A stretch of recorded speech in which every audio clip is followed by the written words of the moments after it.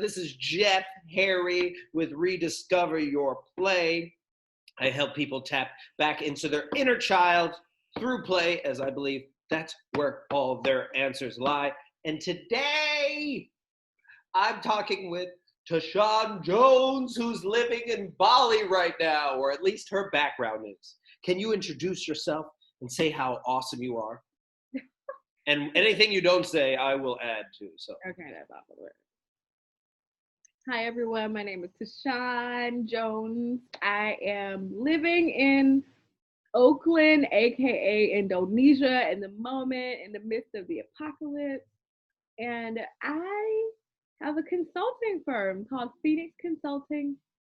My work is really like helping clients develop relationships with their customer and member communities.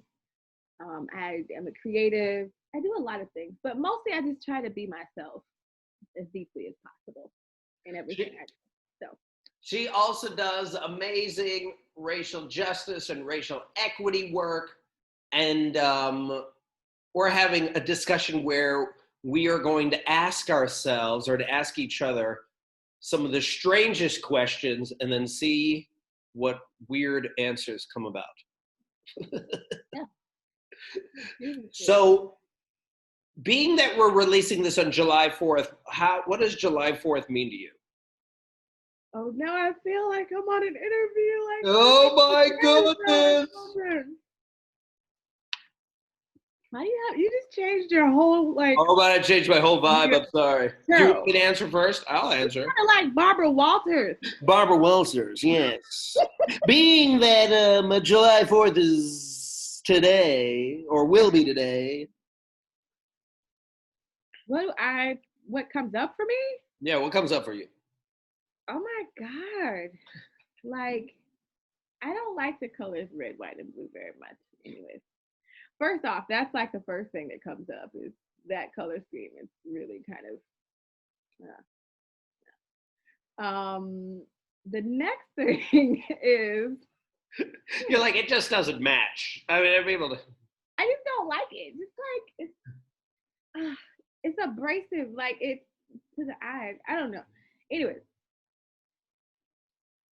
All that to say, July 4th, I think it is basically another colonizer's Sabbath.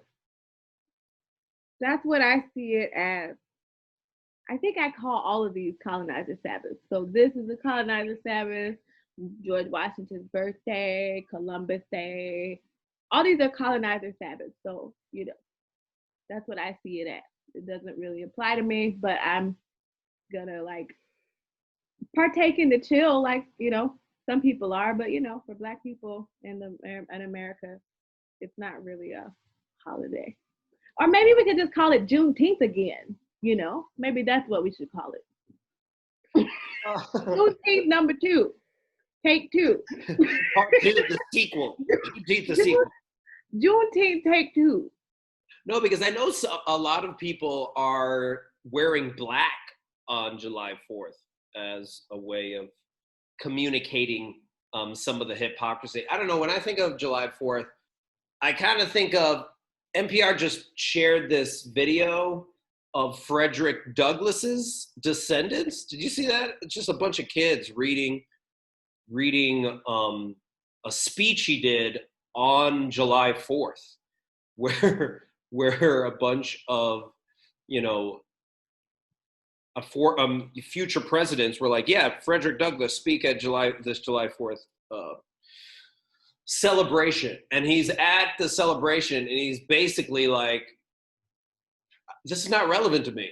Like, it's just, while you're celebrating all this freedom, this is hypocritical because this does not help me or anyone that looks like me. And he just calls them out right there. And his descendants, like his great grandkids are reading this.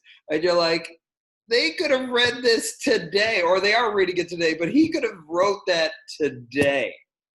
And it just shows like there's so many contradictions and hypocrisies in America that I feel like a lot of America has been built on that.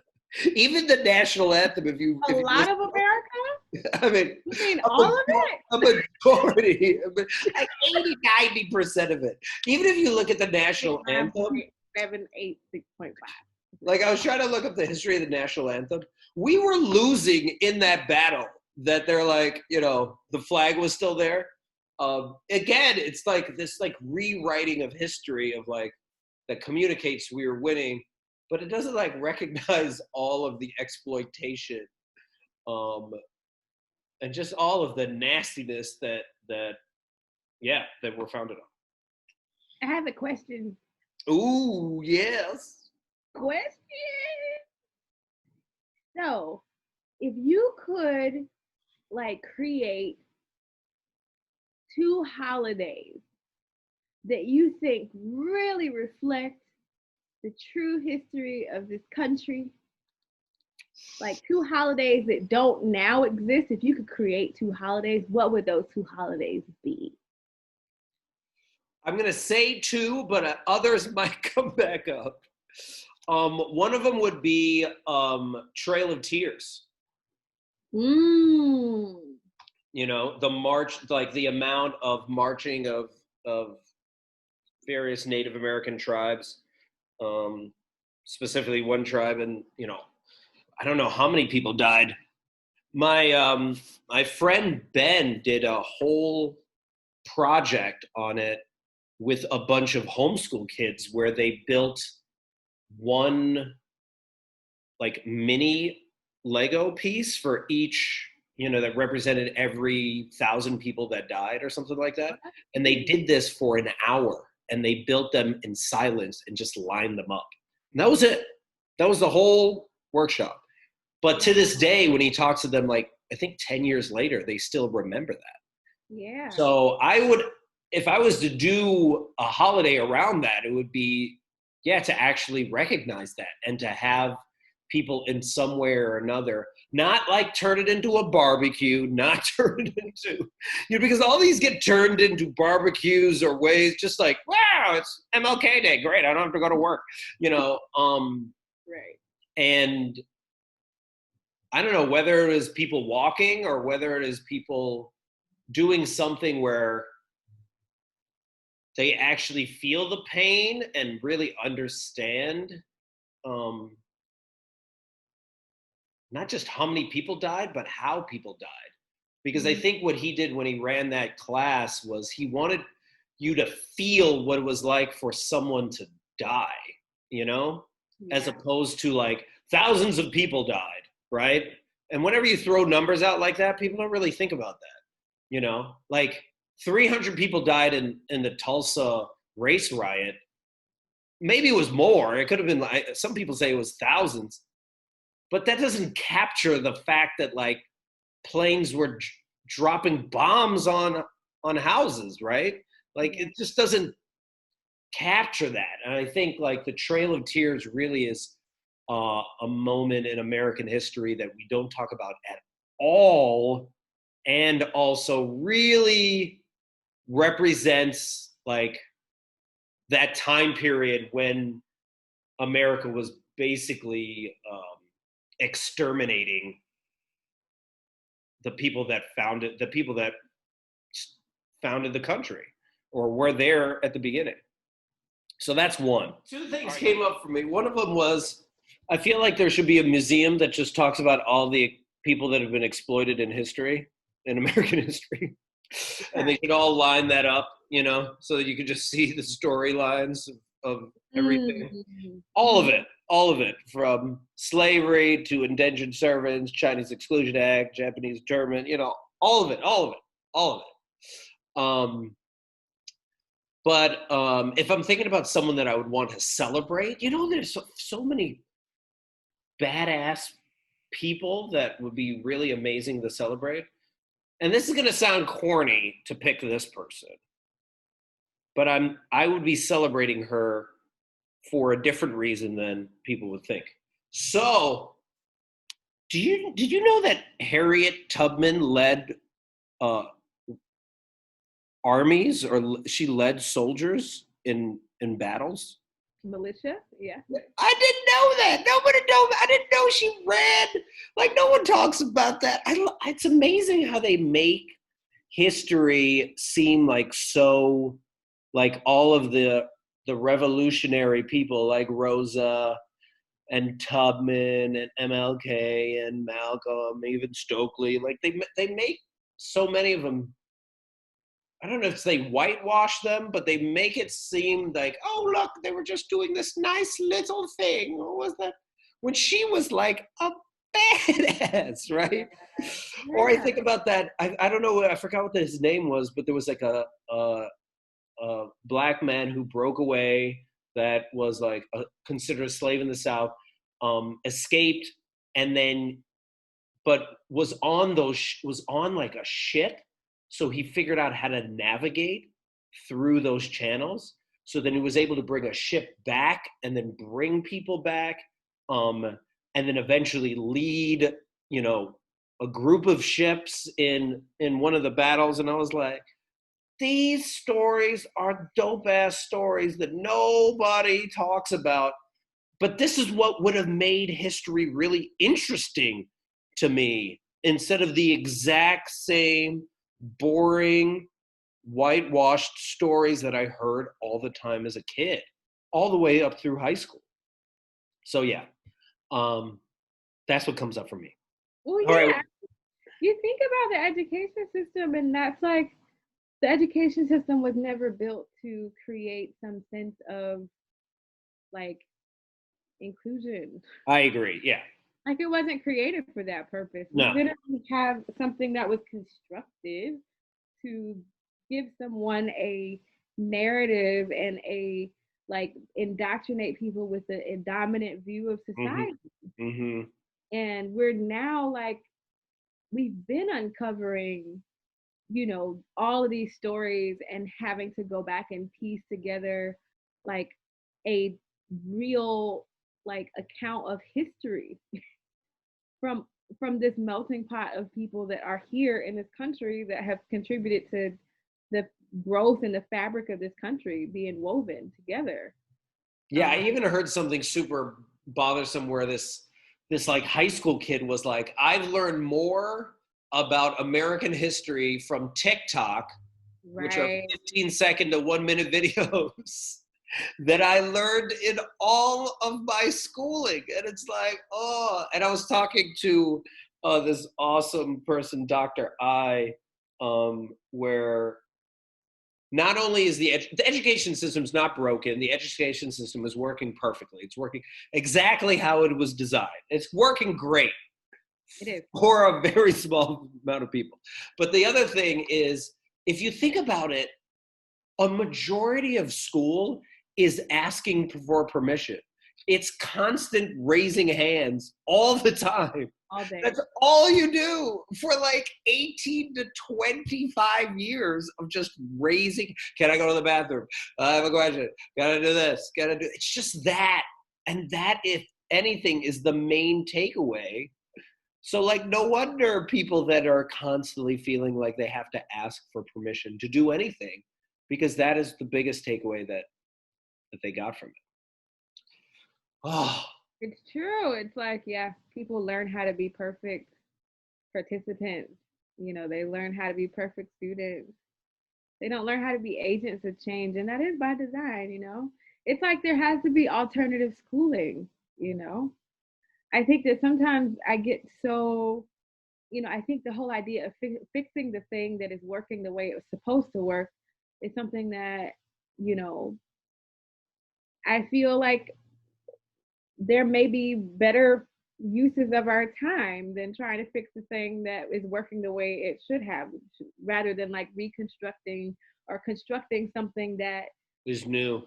is new. Right, like the whole thing is just completely like, yeah, I feel like whether it means like creating something that's entirely new or something that's parallel to that, that is like a platform for education, which I think that like the internet has changed the game on like what is acceptable, like what Right. you can learn as far as like our history and what's available. And so that's really shifted a lot of things, I think, when it comes down to education, because kids and people, young adults, are not just being educated by the standard, like sit in the classroom and learn from this person who has all the information, right? And I don't have any information. It's way more of a dialectical thing Mhm. now. Like people are having conversation, you're able to post video, you're able to access things on YouTube. So it's like way dynamic. So I think that even by the way our society has shifted, that education system is really kind of in many ways losing some of its hold on, our sense of being and identities, you know what I'm It, saying? it's And how we it's not grow. relevant. It's Right. becoming more and more irrelevant.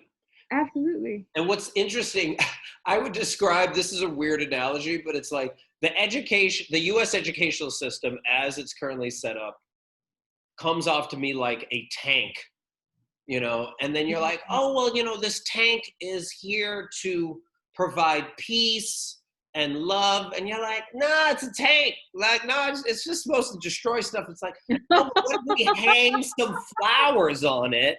Maybe if we put like I don't know, we painted a different color, then it would be different. It's like, nah, dude, it's still a tank. It's still destroying stuff. Maybe we should start over. No, but wait a minute. There might be a different way. We Well, what just, if we paint it pink? yeah, exactly. There you go. What if we write Black Lives Matters on it? Now, We put see, flowers. now, We could now. we could put flowers like on the wheels. And I kind of even feel that way right now when, I'm not knocking cities for painting on the street, Black Lives Matters and, defund the police. And there's a lot, but painting is not changing systems. It's It's not. it's simply a fun project that is really important because it communicates support, but it has to actually be followed through by action. So a question that comes up for me when you said that is like, so in this day and age, how would you go about educating a kid? Like if kids like, well, I actually want to have a, a well-rounded education. A kid would actually never say that. But if a kid was this, maybe like, can I play? When can I play? But Is sure there ass time to kid play? that you're talking about. But if you were This kid is providing, 27.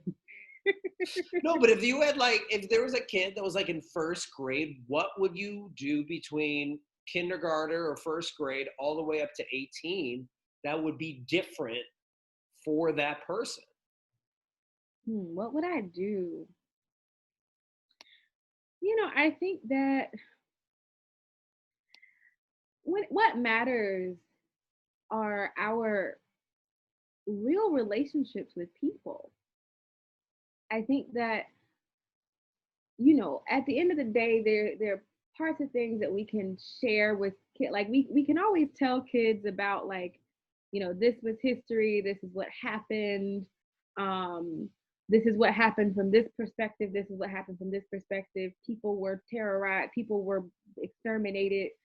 We can give kids the truth. And I think it's up to us to really also know that we are also cultivating a what I like to call a racial reconciliation process in real time. Like it's Mm, something that we're always doing in mhm, life, and we can't do that in a silo. Like mhm, we can't do that in like the structures that we're currently functioning in. Like we think about our country is super segregated when it comes down to how you housing. how people living together. Yep. And when people don't live together and experience life together, then it creates an opportunity for narratives that are like completely created and constructed by whether it be the media or all these other forces to really tell our kids about how the world works and who people are and That's vice a, versa, yeah, right? that's a really good point because if I learn something and then I go outside and I see other people that don't look like me, I can see if that's actually true or not. But if Absolutely. I But if I watch the media and then I go outside and it's the same people, then I'm just going to confirm what I already believe. Absolutely. And it's just like, at the end of the day, children learn from what they see, what they like. Children are always responding to how they experience the world. And sometimes I think that we create, like, we try to like put on a certain perception about the world and what it should be and Mm-hmm. all those kinds of things. But when kids go out into the world, they're reacting to real social dynamics that they're responding to, even ones that we are like in denial of. Mm-hmm. They respond to those social dynamics. Mm-hmm. And there's always discord because Can you give an example of what that looks like? an example of what they're like, ooh, that's a good one. Come on. Thank you for taking me out of my, you took me out of the From the heady to take the me out of the theoretical into the let's get okay, it. I got it. I'm with you, man. I'm with you, man.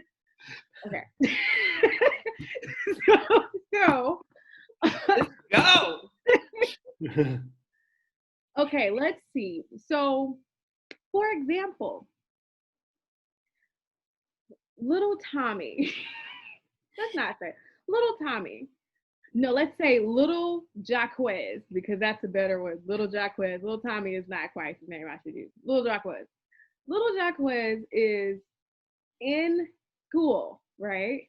And he is learning from his teacher, and they're going over the lesson, and he is like raising his hand to be called on to answer questions, and he never gets called on. And all he experiences from his teacher is, um, you know, can you like not do that? So Mm-hmm. every time little Jaquez is doing something that is seen as not good or like unsatisfactory, that's when he gets attention. Mm-hmm. But then, he's raising his hand and trying to engage, and every time he tries, he doesn't engage. Well, he doesn't get engaged by the teacher. Well, one day the teacher actually calls on little Jaquez, or he tries to engage little Jaquez when little Jaquez is not even like raising his hand, and little Jaquez is now like, I'm not gonna like engage with you, right? And it's interesting because I was learning. I took a course recently with Dr. Joy DeGruy about how at a certain point in a kid's development, they are learning about these virtues, about justice, these things about justice in the world. And so kids are experiencing this dissonance, right? They're experiencing this, like, these rules and these like things that are happening at school that they're supposed to follow, but Mm-hmm. and they're experiencing this rhetoric about justice, but they aren't experiencing justice. Mm-hmm.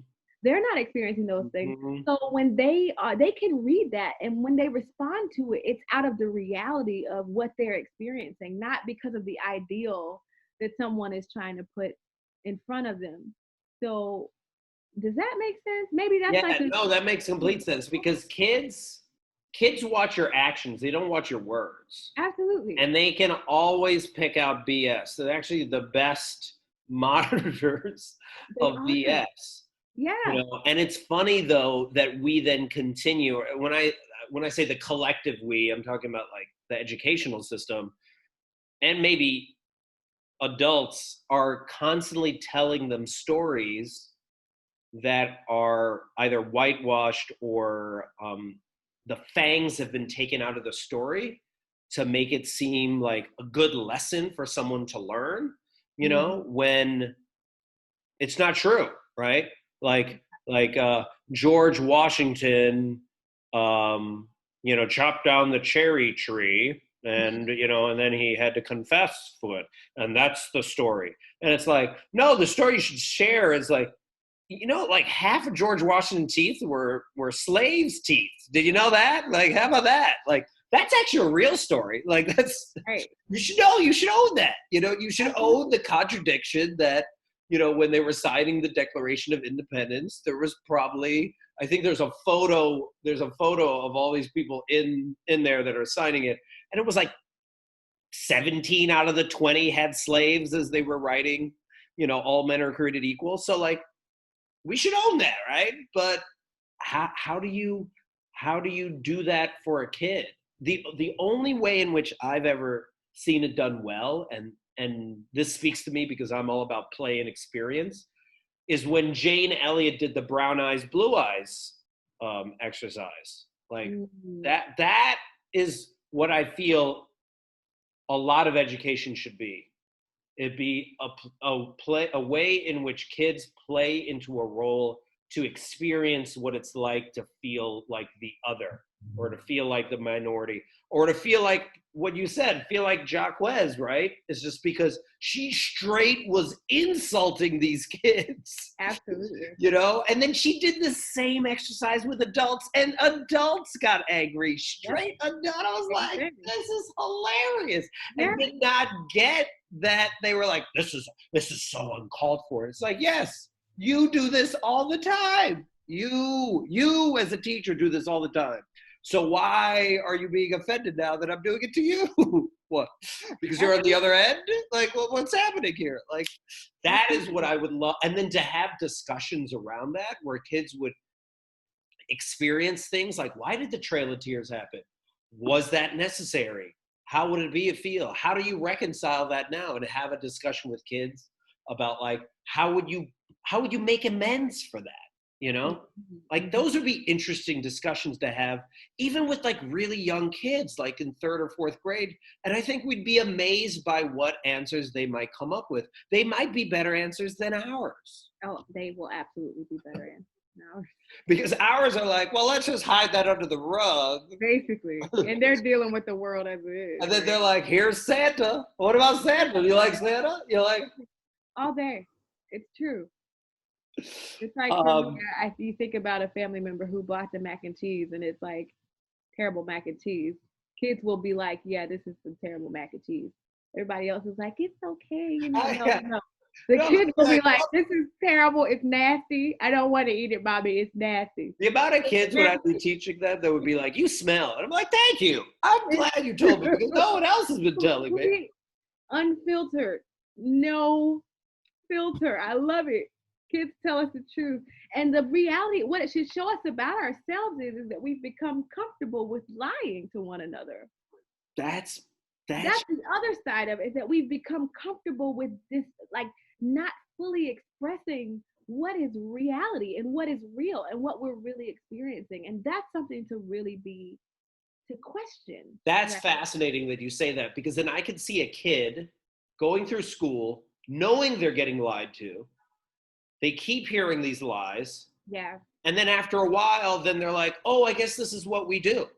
So now I will share this lie with somebody else, and we'll just continue this cycle. Absolutely.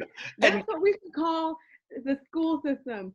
Learn to lie. Well, it's two things. It's learn to lie and make sure to raise your hand for permission. It's those two things. Those are the two takeaways. Learn to lie. Learn to lie. Like wipe away, like you know. Learn to lie so you'll be socially accepted. I remember I got in a argument with my teacher in sophomore or junior year, because and I'm surprised we even talked about this. We were talking about Hiroshima and Nagasaki. Mm-hmm. And the argument in the book that we were reading was that we had to drop it, right? It was that whole story. We have to drop it because if we don't drop it, you know, then we'll have to invade Japan, and, you know, hundreds of thousands of American soldiers will die. Like, that was the propaganda that was being pushed, right? Mm-hmm. When, frankly, they were about to surrender, but there was this big issue because Russia was coming in from the north, and Russia could have took over Japan, and they were like, we cannot do that. And actually, we also want to use these toys. Like, clearly, Truman and many generals wanted to see what these weapons would look like in combat. So a lot of people were itching to use them, to the point that, because I studied this later on, it was like to the point that they left certain cities not as bombed so that they could test this out. Right? Like, it was like that. And this guy is arguing with me because I'm like, that's not true. I was just like, that's not true. And I remember, you know, it's sophomore year. I'm like 15. and I'm arguing with a grown adult who's trying to explain to me this is the truth. And I was simply wanting to be like, well, what if it wasn't true? Not even claiming you're wrong, but what if it was another reason? What if we did it and we were wrong to do it? And like the amount of tension in that room that I was threatening his entire like hold on history was really sad that a 15-year-old questioning it could do that. And like, that's how fragile the school system is, man. Well, it's a system that doesn't invite inquiry. No curiosity. I mean, you just think about this, like the way that you, I don't know if you're familiar with the pedagogy of the oppressed Paulo Freire work, where he talks about our school system is based on a banking model of education, which is like you have no knowledge and the teacher has all the knowledge, and so you're like depositing the knowledge into the heads of these students. I got the head of it, like, let me get my knowledge fill for today. Put it in my head. That kind of thing, right? And that's like completely the opposite of what education is. Right. You know? And how do you really learn a concept unless you really wrestle with it and question it and debate with it and look at it from all different angles to really understand it? And I think that is why, you know, in our country now, we're like really dealing with a crisis of intellect. Yeah. Of the ability to question and to have discourse and to really wrestle with some of these ideas in a deep way. We can't even have uncomfortable conversations. We don't even know how to we have no way to practice that. We have no models of being able to do that. And it even reminds me of that NASA study that they did with kids where they tested their creativity at 3, and then they tested it again at 6, and then at 10, and then at 13, and then at 18. And the creativity level and their ability to critically think just slowly disappeared until they were kind of like automatons by the time they were 18. And that's so sad, man. Ugh. And you know what? I go back and I think about what you were saying about your teacher, how your teacher held so tightly to this viewpoint that he had either been indoctrinated with, that he had really adopted as like a part of his own worldview and understanding of history. And I think about like all of the things that reinforced, which was he a white guy? Like all of the things that reinforced the fact that he was right. Like everybody that he sees on TV looks like him. Everybody he sees in history books looks like him. Everybody on the news looks like him. People in movies look like him. And they're often the ones that are the heroes look like him. Right? And I'm telling him they might not have been. Right. And you who do not look like him, who you're existing in a space where all of these different voices do not necessarily reflect your experience, you have the audacity as a 15-year-old to say, no, I don't know, And for him he feels so affirmed in every aspect of his being that what he says is correct. And that is the place out of which white supremacy flourishes. And these are the circumstances that like white supremacy is continued to be passed on to students, to young people through the education system, and to people that are continually influenced by this structure that completely affirms the lie that because someone is in a position of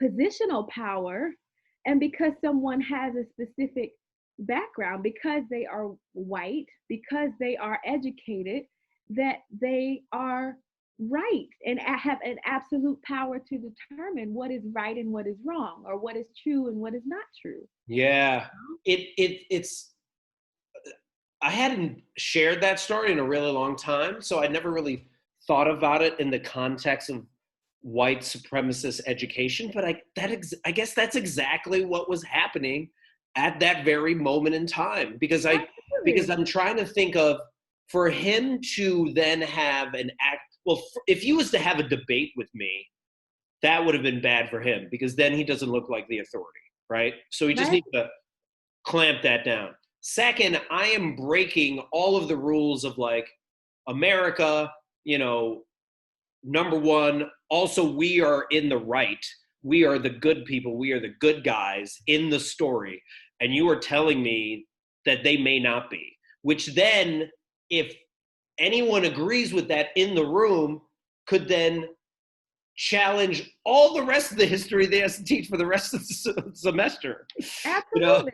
so it's just like, but so that's the thing that I find so fascinating, that at the same time, so much energy and policy and curriculum has been invested to perpetuate a white supremacist system. It's also so fragile. Very fragile. Like that blows my mind. Can you explain that? From my perspective, Yeah. I mean, it's the thing that props all of this up, right? I mean, in all of these different arenas, you just have, you know, and people think about white supremacy as like people that wear hoods and the Mm-hmm. KKK and the Confederate flag and these extreme Mm-hmm. things that are white supremacy. But when white people don't understand that white supremacy is the idea that one cultural perspective and like perspective of history is more valuable than others. That is at the That's core. it. That's it. That is That's the it. core of what white Yeah. supremacy is. And when you hear it, it has that connotation and people pull away from it. Even white people who identify as liberals, you know, they're like, I'm not a white supremacist, you know, and they're wanting to distance themselves from that. But I don't think people understand just how deeply ingrained this is in everything that people are experiencing and what people consume on a regular basis. And Mm-hmm. for kids, you know, Mm-hmm. like you think about what this teacher experienced. This was his white supremacist education, Mm-hmm. you know, and in many ways, he is a beneficiary of that legacy, Right. and he was also at one point he's innocent in the fact that it wasn't his fault that Right. that was his indoctrination, but it's his responsibility to learn otherwise, right? Those are two things. There's one thing about fault and responsibility, and I want to be clear for myself, right? Why is it his responsibility?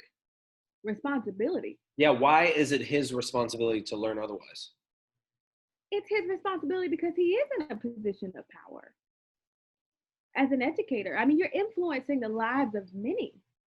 But and I'm only challenging this Okay, because thank if you for I was admitting that. him, why would I want to learn that history? It goes against everything that I believe, right? That, like, I keep asking this question in so many conversations I have.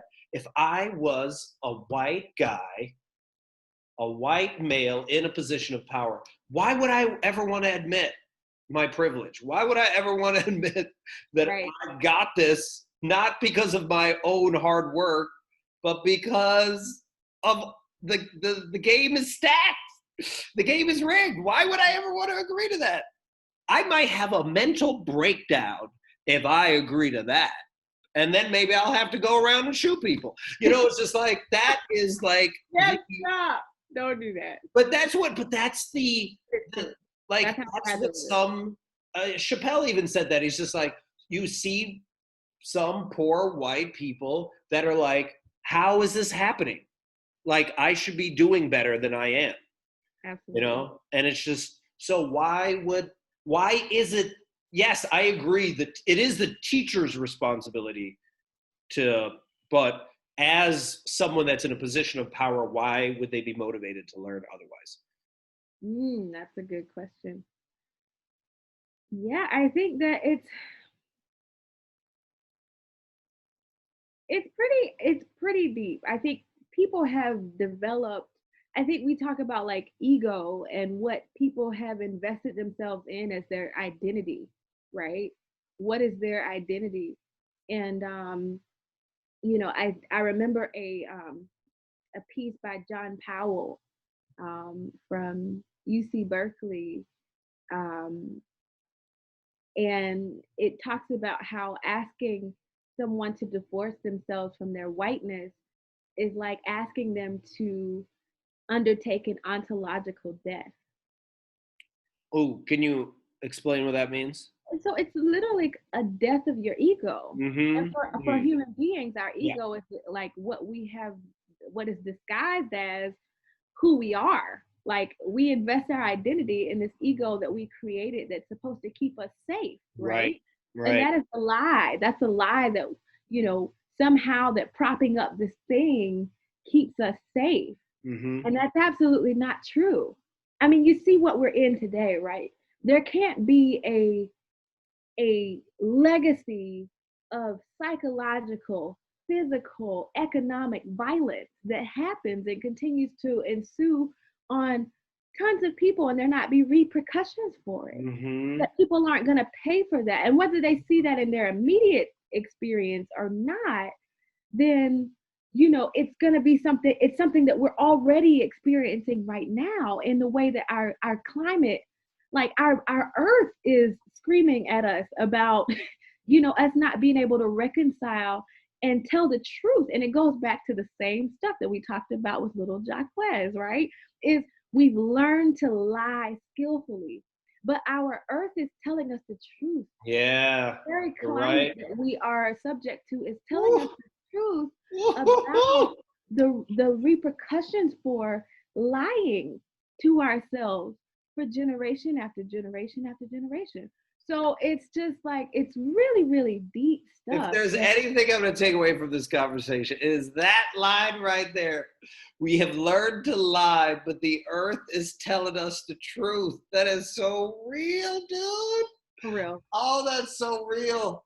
It's real, dude. It's I real. had this really interesting conversation with my friend Angie Cole. She's one of the few woke white women that I could talk to, and she didn't coin this term, but she had talked a lot about this term, and she referred to it as white lady. She was like, "Let me tell you about white lady," and I was like, "Share white lady with me," and she's like, well. The opposite of the story that there's the scary black man and all of the implications that propaganda has been telling people the whole time. There's the flip side of that, which is the pure white lady, right? Mhm. She's pure, she's good, she's perfect. She, the 1950s, like in all the commercials, she's just all these things. And as she talks to a lot of her white female friends, there still is this aspect where how could I be a good person and racist at the same time? Like Mm. they can't hold both. So of Mhm. course then they spend a lot of time talking to people of color, explaining how they're not racist. Like how many conversations have you had with someone that's white that's like, really what they're trying to say is like, I'm not racist. I'm not racist, right? I just need you to validate that I'm not racist. And it's like, this is not even about you. Why are we debating whether this is or it isn't? Like, well, I just need your blessing that I'm not racist. So if you could just give me that, that would be great. Yeah, it's It's true. like, I'm just like, okay, dear. it's Like, just like, but this is not about you. But it's a fascinating, like, that's the yeah, struggle because again, we haven't been taught to be able to hold on to two truths that contradict each other. That you can absolutely. have both at the same time. We're so much of a black and white, yes, no, right or wrong, win, lose sort of culture that you're either part of the good guys or the bad guys. Mm-hmm. And I could never be part of the bad guys. Mm-hmm. Oh yeah. No, it's real. I mean, everything you're saying is spot on about this. It's like basically the protecting of the ego, right? It's like Mhm.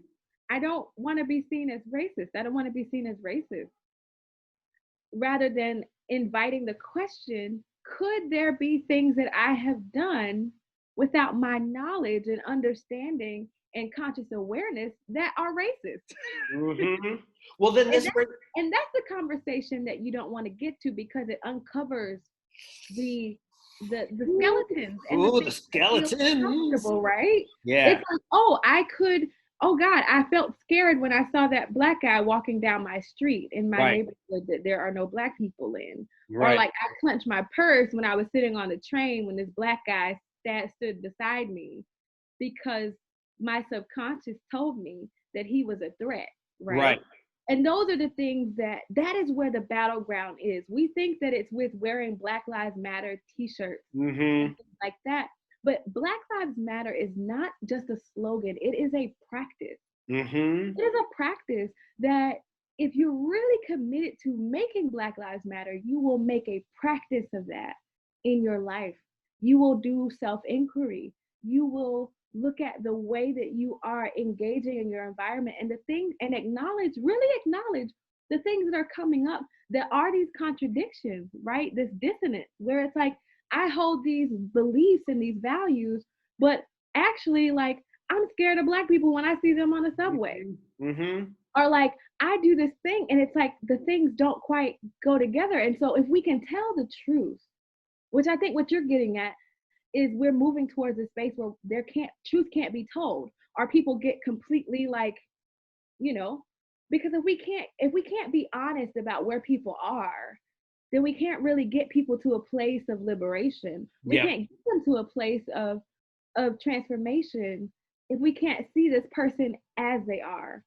Right. And so it's a deep practice, but yeah. Yeah, because I always see people run to the individualism argument over the Mhm. collective argument, and they just make it about themselves. And it's interesting because people are like, what was it? Someone wrote, I forgot who wrote this, but it was on Twitter, but someone was just like, be careful what the Black Lives Matters movement wants, because what they want is they want power, and once they have power, then they're gonna get revenge on us. And it was so interesting to hear that because I was like, no, that's what you've been doing. You've been doing, and now you're so worried that Yeah. somebody might be as horrible as you.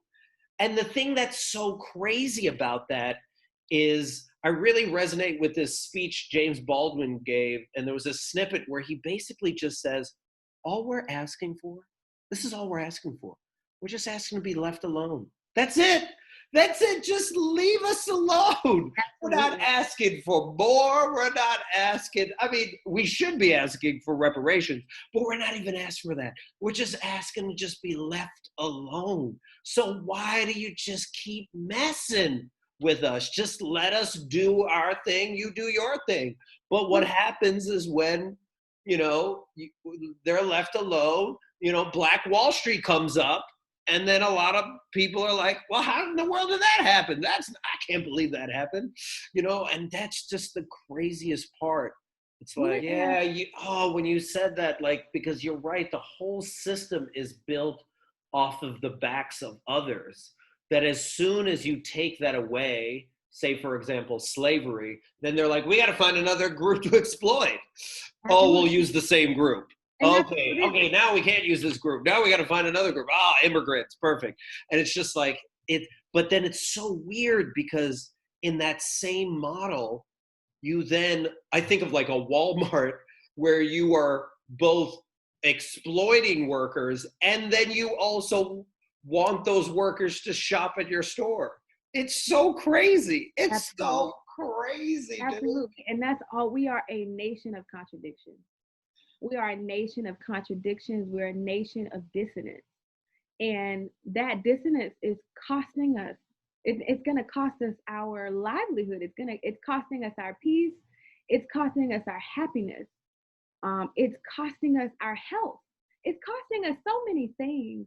And it's really one of those things where it's like you know, decisions are being made for us already. You know, our That our earth our earth is beginning to make decisions for us already if we can't make decisions about these really deep wounds that we have not healed. And it reminds me of like a lot of when you don't address certain mental, issues that you're having, they manifest in a physical way. And that I feel like is what is happening. Absolutely. We know this. We know this.